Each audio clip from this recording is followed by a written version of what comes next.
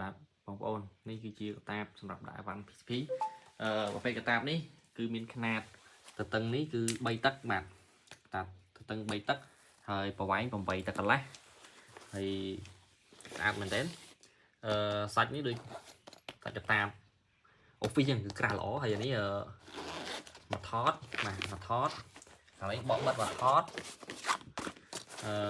ដៃកាន់អាចយួរបានខាងក្រោយនេះអាចស្ពាយបាទអាចស្ពាយបានមួយអេម